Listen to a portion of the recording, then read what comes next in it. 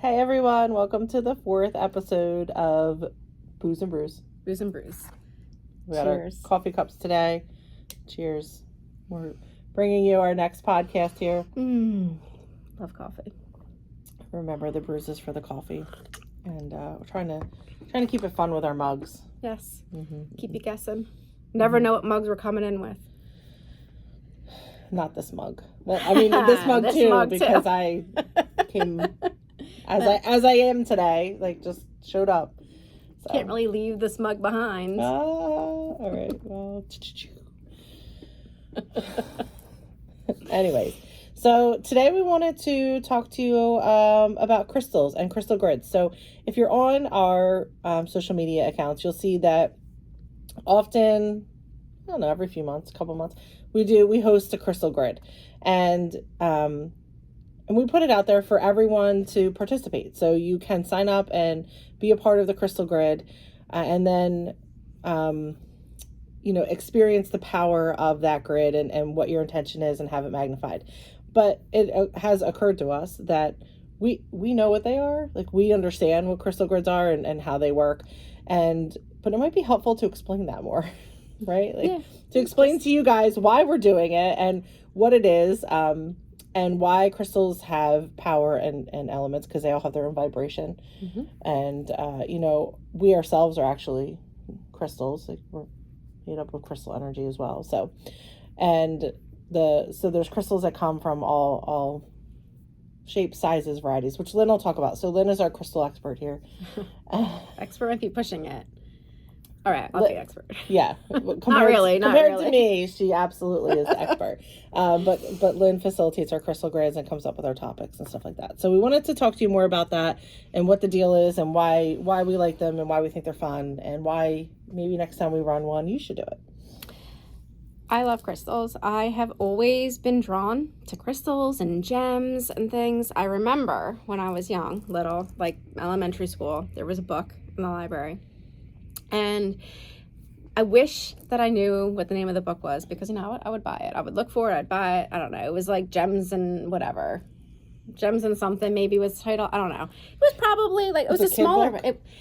It wasn't really, I wouldn't say it was a kid book, but it's not like. It was more like a picture book because there were pictures. Sort of, and it kind of probably explained them. Like, when I was young, I just wanted to really look at the pictures. Wanted to look at the pictures of the crystals, and I loved them, and I would check it out of the library, and then I would have it for the week, whatever, I have to return it. And not when I returned it, but the following week I would check it out again, and I would have it like every other week, and my mom was like, "What? Why are we with the same book every time?" Like, that's funny. But this is right in your horizons, lady. You can't take her on a hike because she's picking up rocks the whole hike. Her whole pack by the end of the hike has got rocks in it, and then you're like, "Oh, my backpack's really hurting my hips. Stop putting the rocks in it. Like, why you got rocks all over the place?" We came back. So pretty. Yeah, and we'll travel and go to spiritual places and non-spiritual places. It doesn't matter. She's picking up rocks.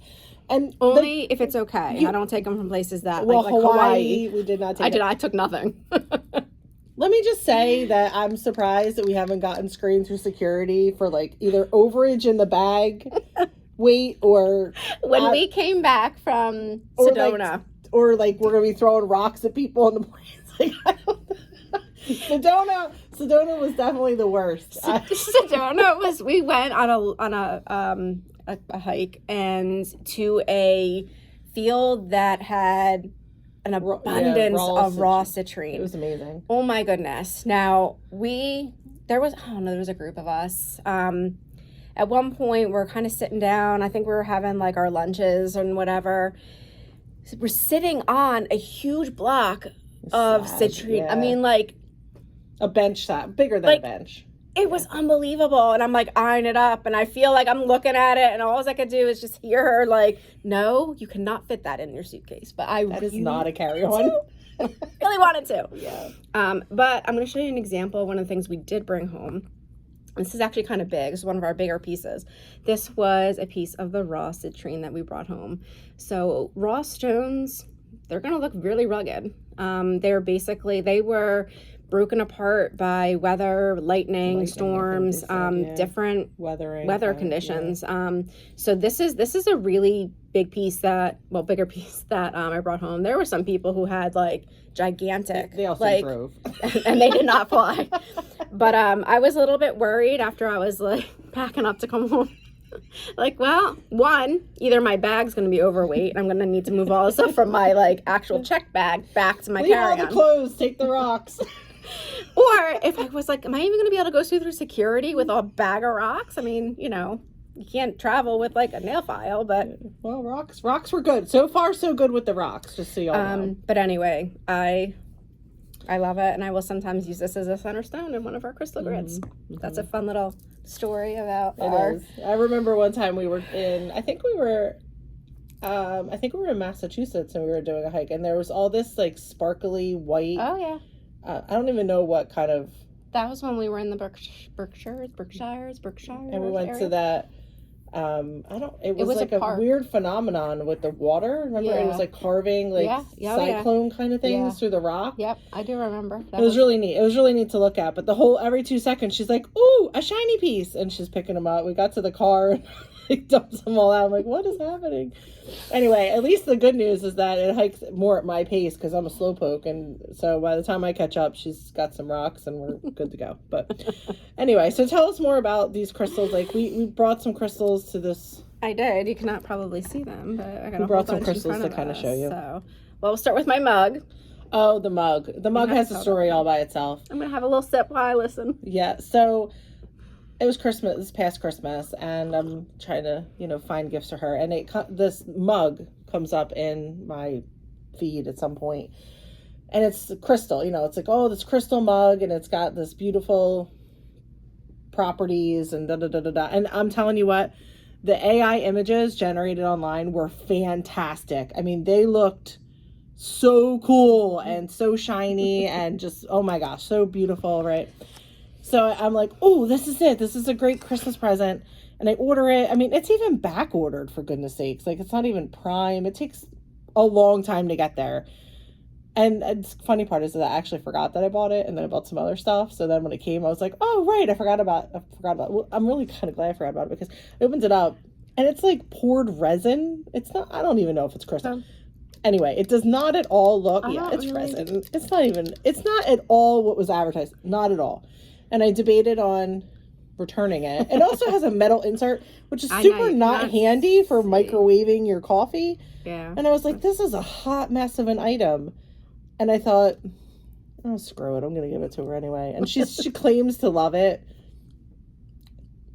I don't know. It does not look like a crystal at all. But I purposely picked the blue one. Sorry, I was drinking when you said that. I had no comment. Purposely picked the blue one because she likes blue. I do. Blue's my favorite. And anyway, and she loves coffee. So I was like, oh, crystal blue coffee mug. This is so great for you. And then I opened it. I was like, what is that? I actually think. And then I looked at the reviews, and the reviews did not lie. They warned me. This is what happens when you late night Amazon shop. You just click buy now. So I do like it. One, I like it because Cheryl gave it to me, so Well, thank you. Should have just marked it for my kid, and then she'd like it even more. Oh, yeah. I would never get rid of it. You picked this out. Yeah. Yeah, I have some stuff that I'm like, oh, this is pretty good. Like the pink pants. Right. Anyway, I do actually really like the mug because I actually feel like it reminds me of like underwater, like ocean, the reef. The coral, that's what it is. Corally, so I do like it. It's a little hard to drink because of the insert, so I have to kind of open my mouth further than I would normally do to take a sip. So I'm hiding behind here as I do it, so you don't see me drink coffee. I brought my Buc-ee's mug. That's where I am. we went to Buc-ee's for the first time this past summer. Mm-hmm. It was quite the experience. But, definitely was the experience. You've never been to a Buc-ee's, you should do that just to say you've done that. There's one maybe 500 miles from here. They're building one close to us now. Are they? They are, yeah. I just heard yesterday that Wawas are going into Ohio. What? Oh, that's awesome. Anyway. I don't know if that's true, but makes our traveling even better. But anyway, so I brought my Buc-ee's. Cheers, my Buc-ee's mug today. That's right. All right, so back to these crystals that we love in front of us. So I'm going to actually just show you this real quick one. This one's a selenite wand.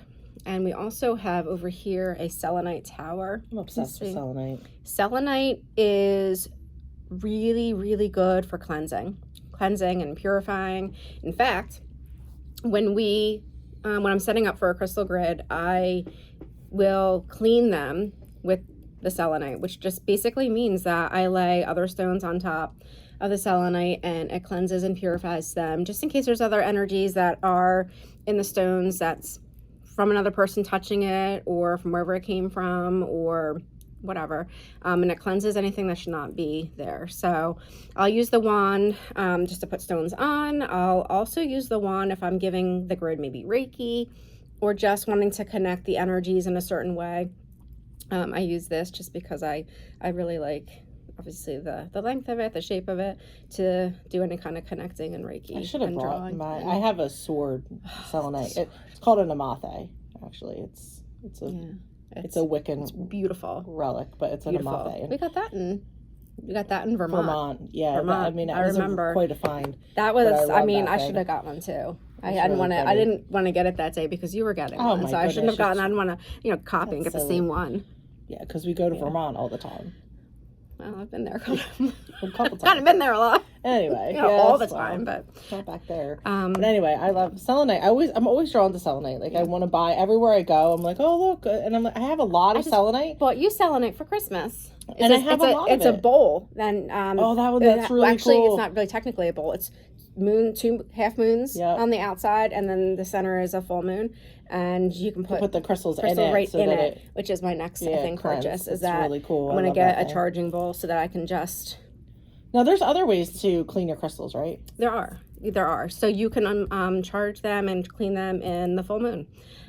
So you can put them outside if you want to. I don't recommend putting them in any kind of weather, meaning like if it's raining or if it's too like damp or whatever. Water's not always good for all the crystals, so I would not probably leave them out there if you think that there's going to be any kind of rain or anything like that. But so you can charge put them on like your windowsill. Yeah, so you can if your moonlight is going to be able to come in to a certain area of your house, put them on the windowsill or on a tray in front of it or whatever, whatever. You can do for that. You can actually wash some of them, but not. See, I don't wash them because I'm not sure. So all crystals have what a Mohr's, Morse, right? Mohr's, I think so. At level, and that means how dissolvable they are in water. So with my luck, I would put something in water and it would disappear, and I'm like, oh, fantastic. Didn't I do that? Where are my crystals? Yeah, so I choose to not do that just because I don't spend the time to figure out what I should be putting in water and what I shouldn't. So I use other methods. I also sage mine. Yes, saging is a good one too. And if you aren't unfamiliar with sage, you just usually it's bundled together as a sage stick. Yeah, stick. Thank you. I'm like a thing, light the end of it so that it catches fire a little bit, and it's gonna have little wisps of smoke, and you just hold it over your crystals, and you can use a feather or something to direct the smoke to go directly onto the crystals, and that's another way to clean them as well. So and we clean them because they absorb energies, right? So they absorb vibration and energies depending on what we've coated them for, what we're using them for. So we want, in between use, we want them to be cleansed so that they're not carrying residual energies from other practices into whatever you're doing now. So that's why we cleanse them. Yep. Perfect. Yeah. All right. So selenite, a good cleanser. Definitely, I feel like if you're creating a little cabinet of crystals or something, I feel like selenite is definitely a must for sure. Yeah, and I feel like when you start collecting crystals or getting crystals, it's just fun. It really starts to get out of control. It's really it's one of those weird habits. There's crystals that I'll come across somewhere, and I'm like, I don't know if I've ever heard of this crystal. So to say I'm an expert is really, of course, not true. But there's ones I probably can't pronounce correctly. There's ones that I've never heard of, and I do forget the properties of the crystals, and I have to kind of relook them up sometimes because there are so many. And some of the basics, we'll say, like a selenite, kind of remember that because they're so common. Yeah, probably. And see them. And like a quartz. So this is 2 examples of quartz. So we have a quartz sphere. That's a hard word sometimes. Sphere. And a quartz point. So this is a little bit more we'll say raw. Slightly, you could see a kind of like a shininess to it. So a slightly more tumbled aspect to it. The bottom is more raw. Usually this is more of kind of how they just kind of like polish it up slightly. But this quartz sphere is tumbled, which means that it's smooth, less raw. But you can kind of see inside. Created to that shape. Yeah, and you can kind of. And they're really cool because when you put like them in the light, you can see they fragment. The light fragments different ways. It means different things. What the way I don't know a lot of. I don't know a lot about that either because I know there's different. You can see just looking properties at it inside when you look at them and you see how the specs and things like that. They all have meanings as to what's going on the inside. Kind of like when you look at a diamond ring. Like they all have their own individual character of what's going on. Yeah, I was thinking tea leaves too. Oh, yeah. That's a whole other thing, and I don't know how to read tea leaves, but quartz is one that we use a lot. It's an amplifier. Amplifier. So what an amplifier means in the crystal world is if I put this piece of quartz next to, well, that's rose quartz. This is rose quartz, which is similar, but just that's what I picked. Rose quartz, like near it, next to it, touching it, that is going to amplify the properties of this stone. So it's nice to be able to use these in grids if we want to amplify the energy even further out or within the grid to each other. So that's one of the uses of the quartz as well. I love it. So they have all kinds of healing properties with stones. They go by chakra. They do. And they go by healing properties, and do you want to talk more about that? Sure. There, a lot of them have different properties, like Gerald just said. There's healing properties where you can do like emotional healing or physical healing, but they also can have other kind of properties, such as like this one, which is a fairly raw, slightly tumbled black tourmaline. And people use this a lot of times for protection. I love tourmaline and I love raw tourmaline. I'm not sure why. I'm very into like raw. I don't know why, because it's more natural. Yeah. I don't know. I mean, I like them all, but yeah, I don't know. Just maybe more of a connection to it. I'm not really sure. But the tourmaline, excuse me, is really good for protection. So a protection stone.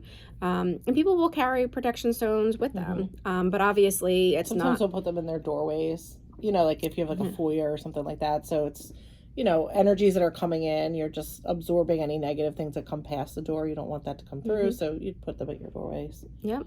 So there's a lot of properties for crystals where you can put them in different places in the house and they mean different things. On your body.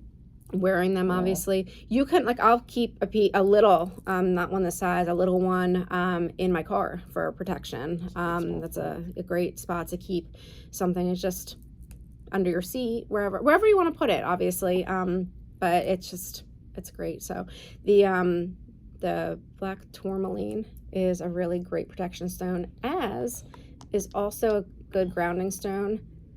So is snowflake obsidian, which is what this pyramid shape is. I don't know if you can see. There you go. A little bit better that way. So this is a snowflake obsidian. I don't know if you can. There, I can see right there. Can you kind of see the snowflakes? Yeah, the whiteness to it. That's what makes it a snowflake obsidian. So there's going to be plain obsidian would just be black, and then the snowflake will have. Obviously, they'll have different degrees of the quartz pieces that are through there. So that's another great protection stone. Sometimes when I go into like a crystal store, it's so overwhelming. And most crystals are not. I mean, you can get like massive, huge crystals, and they're very expensive. A lot of the crystals that we have probably are not, not breaking in to get them. It's But sometimes when I'm shopping at the, I'm looking by property. Like, what do I want? What am I looking to work on? What do I like? If I'm having stomach issues, I might pick a certain type of crystal. If I'm working on something else, there's another kind of crystal for that. But other times I'm just drawn to them because I'm just drawn to them. Like I'm just interested in the crystal itself. And I feel like for the most part, I choose crystals based on what I'm attracted to. Like what seems like, oh, I keep going back to this crystal over and over again, and I'm not trying to spend a lot of time like deciding this one or this one. Whatever one you feel most drawn to is what they tell you, right? Like that you're supposed to pick up. Yeah, yeah. And that's actually how I ended up with this one. This is Cinnabar. And I got this in Arizona, in Sedona, and I had really never seen a Cinnabar crystal like this before. But when we were when I meditate, a lot of times I get a lot of colors that come through my meditation, and most of the time it's white, clear white light. Sometimes it's like a purpley yellow, but mostly it's just yellowy white. But when we were in Sedona and I did a meditation, it came through red. I mean, like the rock color red of stone. It was kind of beautiful, wild to me. Like I had never really experienced that before. It was just really different. And Sedona itself is a vortex, so I'm probably shouldn't have been like, whoa, shockingly surprised that it was different. But when I went into the meditation, I never do. Like when you go into meditation, I wasn't expecting anything. But that color was very overwhelming. And then we were at the crystal store later that day, and this is the color that I kept seeing in the meditation. I'm like, oh my gosh, I need this. Like I need this pillar. So a pillar is another fun shape that's obviously manufactured. But with the point, whatever. But that's how I ended up with this one. I was just drawn to it because I've never seen that color in a meditation before. And here it was, like right in this crystal. I'm like, oh my gosh, I don't know what this crystal is, but I need it because it always reminds me of that meditation. So anyway, I enjoy that one. That is a really pretty one. I like that one a lot too.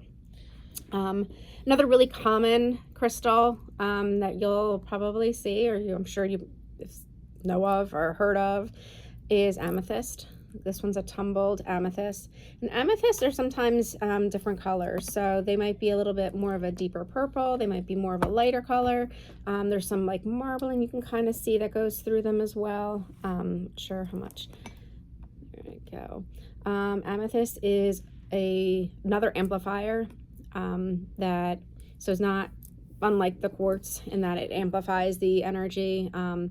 It also amplifies what is around it, like quartz does as well, which is like our biomat. Our biomat has amethyst crystals. They're little tiny chip crystals that run through the whole mat. And what the biomat would emit is infrared rays and negative ions, and those amplifying amethyst crystals push those rays deeper into your body, which is why there's amethyst in there. So it's 4 times. It'll go 4 times the depth of like a heating pad with those amethyst crystals, because conducting the heat. It pushes further in. It's just they're so pretty. So amethyst is good for so many things. People will use this stone for love. People will use this also near their bed to ward off nightmares. You can sleep with it under your pillow.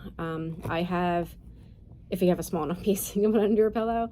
I have it's not unlike the pillar. It's fatter but shorter. So I keep that next to my bed, not under my pillow, because I probably end up within my ear or something, and that's not really the way to sleep. Weird. Yeah. So I do keep that near my bed. Amethyst has like more properties than we have time to talk about. Yeah, how's that different than that kind of amethyst? This one? Yeah. Is it the same? You think the same properties and stuff? You mean this amethyst? Yeah, the one that you had versus amethyst. Yep, it's gonna have the same properties. That people use them sometimes for different things. So this one is more of a geode sort of cluster. I would say maybe more of a cluster.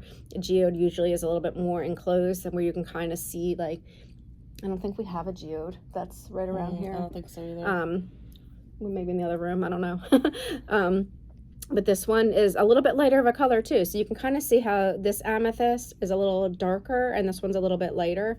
And when Cheryl and I got this one, there was a couple that we were deciding between, and we both ended up being drawn to this one, which kind of looks like a little chair.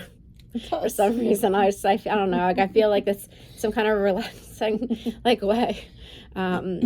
Just kind of, being able to see. Now there are a lot of synthetic stones out there too, so you have to be careful. If you're drawn to it, it's fine. But if you are really an enthusiast of crystals, you want to check and make sure that it's natural and not a synthetic kind of rock that they've put out. We find a lot of that in like touristy areas. Yeah. Sometimes you can tell because they dye them and they are very the dyed ones. You see, they seem more obviously dyed. Very than too the vibrant than would be occurring really in nature.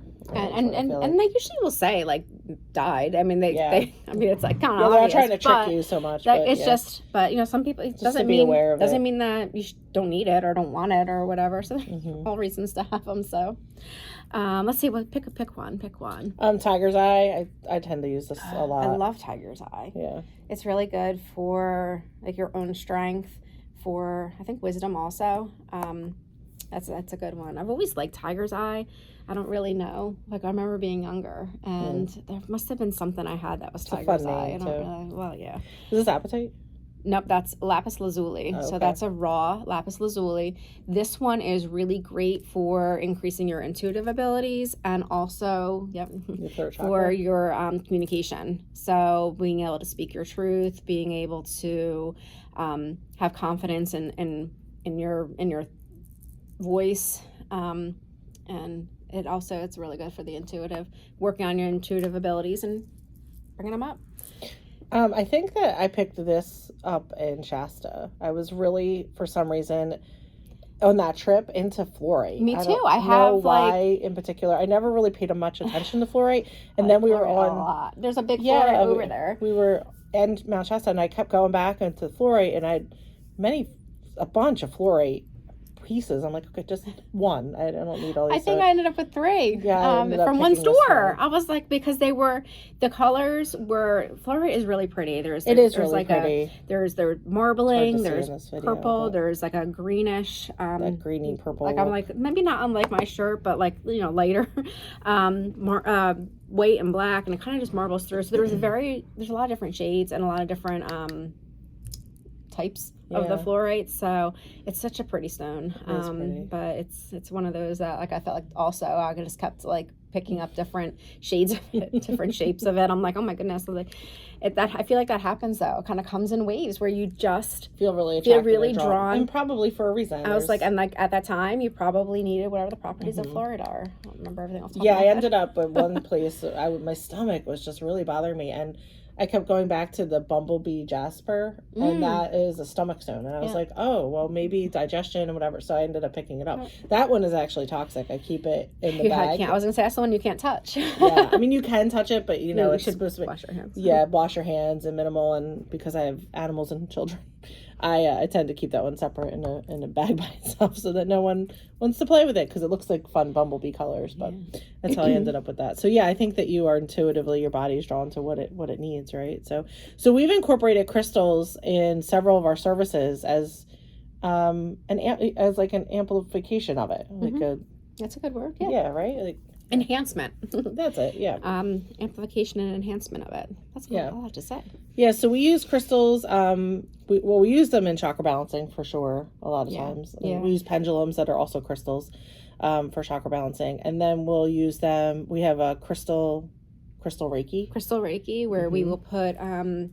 We have specific crystal Reiki stones that have inscriptions in them, and they go by chakra, and we just line them on your body, and we do Reiki. I do Reiki over each of the chakras. We do them a little bit different probably, so. Yeah, sometimes I put crystals around people too. I like to do that. And I'll put them under the table if I'm looking for a certain property or for them to be used in a certain way. If we're doing any kind of like trauma cleansing and stuff like that, sometimes I'll use them as an aid because I feel like that's what they're doing. They're aiding you in those types of things. And Crystal Reiki Plus, you got to actually choose some stones to take home with you.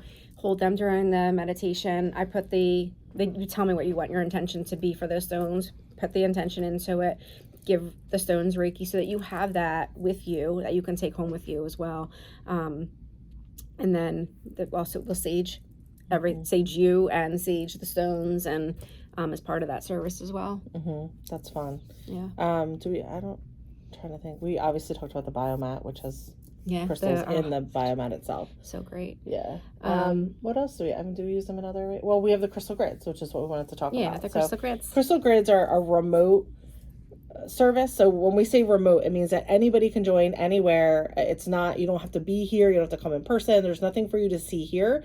Lynn sets up the whole grid and communicates with you personally on on your participation in the grid, and she sends you everything as you need it, so you're included and you feel like you're being, you're a part of it. It's not happening like in a bubble somewhere. We include each person on their own to be part of the grid. But when we say remote, you don't have to be anywhere in particular to do it. So when you see that we post a remote grid, that's what it means. I'm going to show you a picture of one of our grids that we did recently. Coming a little closer. Goodbye, Cheryl. So normally grids will almost always include a center stone. So this is obviously the center stone. Usually it's one of our bigger stones, but it doesn't have to be. It could be really any stone that you really want for the grid. This particular one was the quartz because we really wanted to amplify this energy out. And then not always, but sometimes, depends. There's specific stones for each person. So this grid was, I don't know if you can kind of see, this cornerstone up here is one that was for a specific participant in the group. So the stones are not always the same for each participant. It really depends on what the grid is actually about. So it, they might be a little bit different depending on what your actual intention for the grid is. So we pick a theme usually, like it goes by theme, right? And you want the whole grid to be about something. I want the grid to have a meaning. A meaning. I want to say almost like a basic intention, or like I don't want to even say generic, because it's not even generic, but a starting point. So from the starting point, then there's more specific intentions that each person who's participating in the grid is going to send.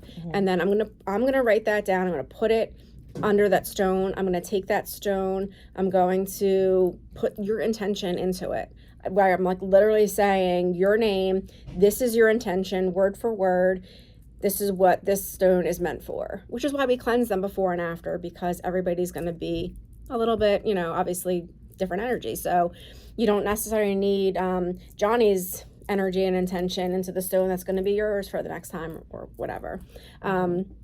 And then obviously there's other stones that you saw on the grid as well, and they're connecting stones, and it's connecting the energies. And the more stones that you have kind of connecting everything, the more intention and the more powerful the grids become, because the stones have their own properties as well, so they're all mixing together. And they're all geared towards obviously not all the same stones are not going to always be used in the grid. I'm going to change them. I'm going to sometimes use little tiny citrines if I'm looking for, maybe that's an abundance grid and I'm using those to connect some of the bigger stones, or I might use, I have a couple of them here, these are little tiny malachite chips. I like malachite a lot. They're really pretty. I can't even see them because they're too far away. They're really pretty green stone that has, I can't really see them that great because I can't turn my hand. My hands are actually, you can try to hold it like weirdly. They have like black markings that run through them as well.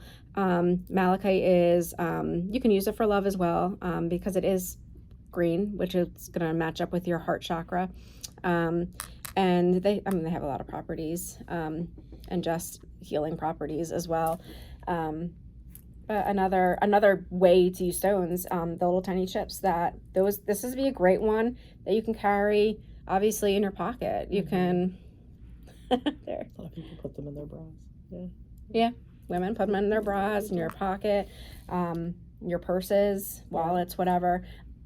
Obviously, if a big stone's not going to fit probably in your wallet as much, you're not putting this big chunk of carnelian in your, in your back pocket. Get this story. I would like to play with this carnelian.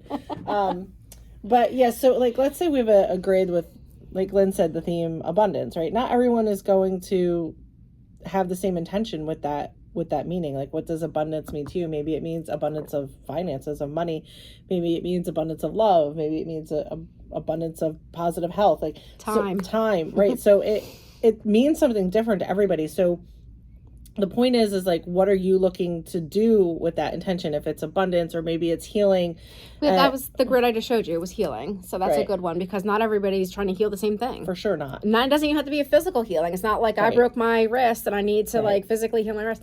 Mine was more about emotional. Yeah, mine was emotional as well. Yeah. So everybody's just going to be different. So, but when we do that grid and you sign up for it, then Lynn reaches out to you. She finds out like what is your intention for the grid? Like she said, word for word, what do you hope to get from this experience? Because what she's going to do is take that intention that you have word for word and encode it into the crystal, and it magnifies. So crystals, when you put them on top of words, they are absorbing that and they are amplifying that energy out. So that's why we take all the time that we do, to sit with each crystal, to say this crystal is going to be for so and so, and this is the intention, and make sure that it's sitting on top of that intention so that it gains that energy from the grid through the whole time the grid is being activated. So then after Lynn sets up the grid, and there's a lot that goes into that as far as like pattern, like she's talking about the connector stone. So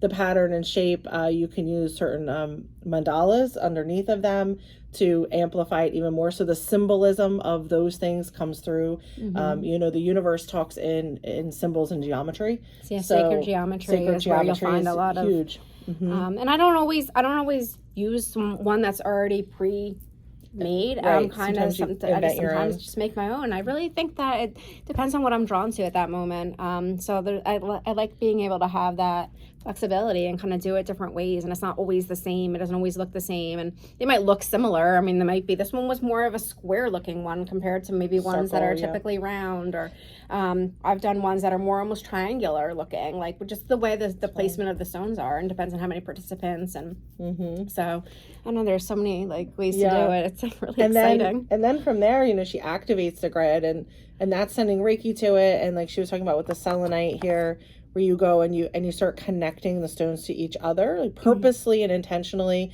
If they're in a circle, you're connecting them this way, and then you might be connecting them, drawing lines in all the different directions so that they are all then connected to each other and like a web.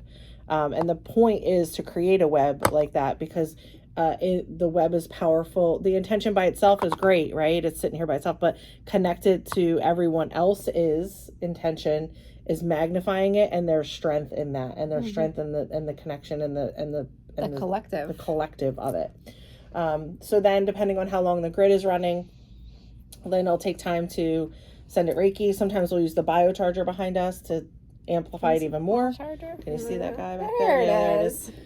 We'll talk about the biocharger another day, but amplifying it with that vibration of the biocharger, or by the healing energies of the Reiki that you're putting into it. And then what happens at the end? What happens at the end? Builds up, right? So it builds up, and a collection of if energy. I kept the grid there, the energy kind of stays there. What we want to do is kind of unleash it. Like I kind of picture go up into the universe, where I will then revisit every stone, and I've already set the intention that I am now dismantling the grid, and I want this energy to be released into the universe for the intentions for each participant to be manifested in their time. Not everything's going to be manifested like that. Or maybe there could be something that you're trying to manifest that maybe isn't supposed to be part of your journey right now. So sometimes people, that may be a whole another topic. Yeah, probably. Sometimes, but for something like healing, if you want to heal something, like that is probably meant to be for you anyway. So you're not trying to heal something that's not actually part of you or part of your being. Or whatever. Meaning like you're not healing something for somebody else. You have to. It's your own energy that you're focused on. So my intention to dismantle the grid. I revisit each of the stones. Take the stone. Take the paper from under it. Break the bond. Basically. I read it aloud again and say, so and so's intention read like this, please release into the universe and manifest in the time. Repeat the kind of same thing, and then I tear the paper to release the energy. And I picture it kind of just being like like a bank thing, except that it doesn't go, it just keeps going. So that's cool. So a lot of thought and prep and time really goes into the grids, and the continuous of pumping them up with Reiki and positive energy. And really using, it's great. It's manifesting by itself is super powerful, but there's things like this and fun tools that you can use to help yourself do that. Like right now we're running the intention group, same idea. It's a collective group of manifestors. So each of us is manifesting an intention a week, but we're all of us are working together to help each of us move our own goal forward. Really So neat. it's like that, where we have all these other resources and tools we can use. Why not use them? Like, you don't have to dig a hole with your hands if there's a shovel. So the point being that if you have other fun tools that you can use, try it out, use it. So, I mean, next time we post a grid, you have one coming soon? I have one coming in May. I forget what the date it starts. I have to look. It's coming up though in the next couple of weeks. And this one's going to be about transformation. So that's a good topic. Yeah, springtime. Yeah, I love that. It could be about transforming yourself. It could be about transforming the energy around you. It could be about transforming physical things in your house. And I don't mean transforming and suddenly like, this mug is now going to be, a shower curtain. Yeah. No, I don't mean that.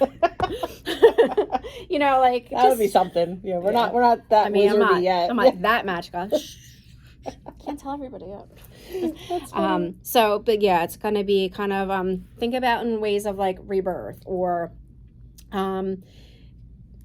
changing your journey's direction, or just wanting, like, maybe you want a stronger voice, or you to be heard better, or whatever, to affect change in some other way. Yeah. That's cool. Yeah, so transformation is going to be the focus. So when you guys see that information come out on the grid, try it, see what you think. It's really fun. You should experience some of the energy yourself and know that what you're trying to do is getting support and help in getting it out there and getting what you want pushed out into the universe. So. And don't be shy if you're really kind of struggling with how people get really stuck in how they want to word it or what they want it to say.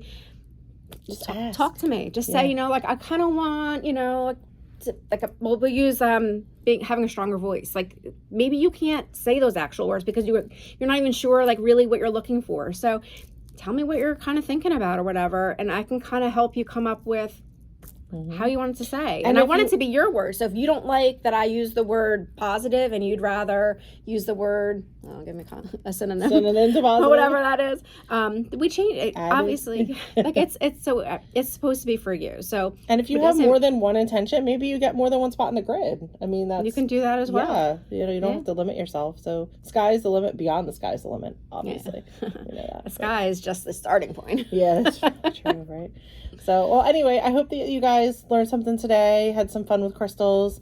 We'll be back in 2 weeks with another episode. We haven't picked that topic yet, but anyway, we'll put it out there. Yeah, that's right. All right. And just before we head out, I'm just going to tell you that I purposely put on some of my crystal bracelets today. These two over here. I have a hematite and a rainbow hematite. Hematite is so cool. I love hematite. Hematite is supposed to be really good for circulation as well. So I like that I wear it on my wrist because my hands hurt a lot, and I think that I have some issues here. So I think it helps with just the circulation in my body. And this is one of my favorite stones these days. This is a labradorite over here. Labradorite is also good for, this is another labradorite. This is a little bit more raw. I love labradorite so much. You can't probably see it on the video as much, but when the light hits it, there's some really pretty there's like flecks shimmery and iridescentness to it. I don't think you can see it as much in here, but labradorite is awesome. But it's really good for helping with your psychic abilities and intuition, and also it's really good for also starting to have more confidence in yourself. And while it's not exactly blue, it's good for speaking your truth, basically. And then these two are agate. And these were a gift from my nephew. And the agate is really good for harmony and balance and grounding, just to kind of keep things. So, there's days that I need to definitely. and as we wrap up the session, I'm kind of chuckling because I think this is maybe one of the longest episodes we've done. And it's funny because last time we were picking a topic and I said, Dylan, why don't you talk about crystals? And she's like, oh, I don't know if I can talk. I can't talk a whole episode about crystals. And here she's still going. She's still got more crystals. And then my necklace. And then this one. And that, she could go on all day with it. It's great. It's super cool. So good job. I want to say good job because you were very I don't know if I could do this for a whole episode. So I think we have more than filled an episode of this. I think so. It's really fun. Thanks for hanging in to the end. Thank you. We appreciate you guys, and we'll talk to you soon. Bye, everyone. Bye.